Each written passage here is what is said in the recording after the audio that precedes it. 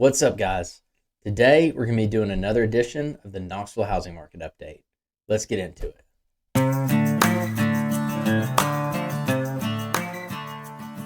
All right, we're going to start number of listings. We're going to look first at active listings.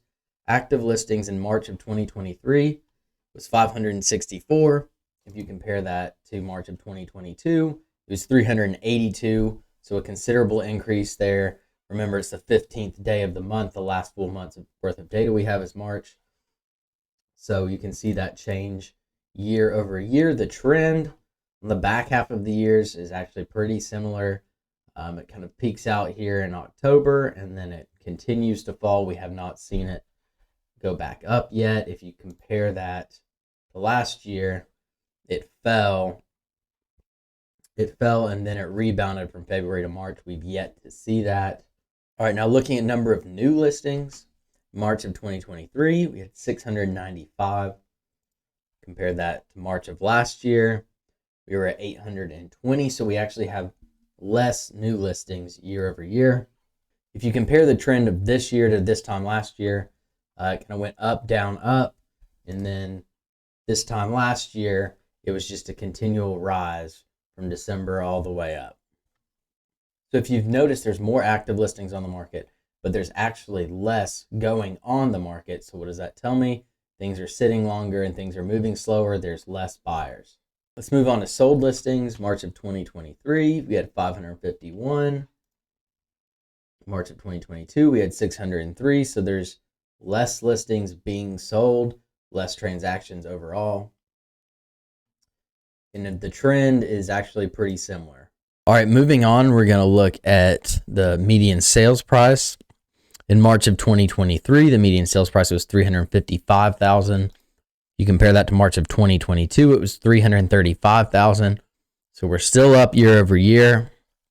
If you look at the trends over the last 12 months compared to the 12 months prior to that, the last 12 months, we actually saw a pretty significant dip all the way until December of 2022, where it bottomed out. And then it's been on a continual rise ever since then. If you compare that to the prior 12 months, there was some fluctuation, but the overall trend, it just continued to go up as the year progressed. I've heard some people say that this dip right here was the worst of it and that the worst of it is behind us, but I guess time will tell if that's true or not. All right, let's move on to absorption rate. The absorption rate in March of 2023 was 0.94 months. In March of 2022, it was 0.53 months.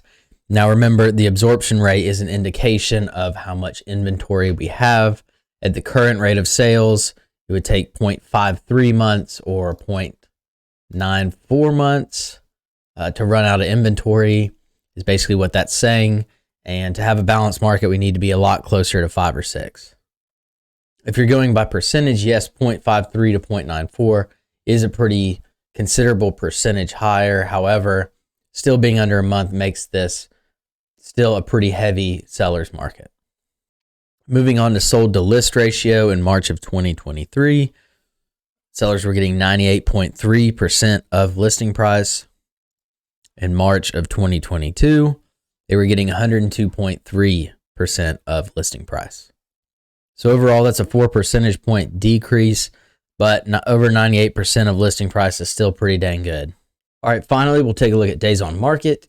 The average days on market in March 2023 was 29.4.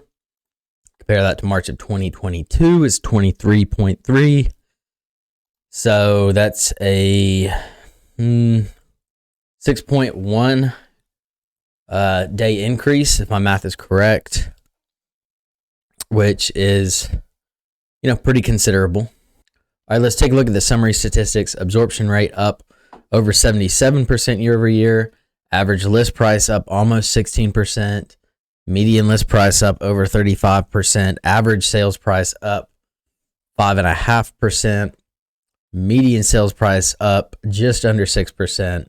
Average agent days on market up 26%. And then the median agent days on market is up 100%. Overall, we've definitely seen the housing market slow down. Transactions are down pretty considerably. It's still definitely a seller's market. Some people think that the worst is behind us. Again, time will tell, see if that's actually true or not. Overall, we've still seen a lot of the same patterns that we've seen in the years prior, things going up as the year turns. Personally, I think the way the rest of this year turns out will have a lot to do with the way that the interest rates shake out. All right, guys, that's all I got for today. If you found this video helpful, please consider giving me a subscribe, a like, leave a comment below if you have any questions. I've also linked all of my contact information below. I'd love to talk to you, so please feel free to reach out. I'll see you next time.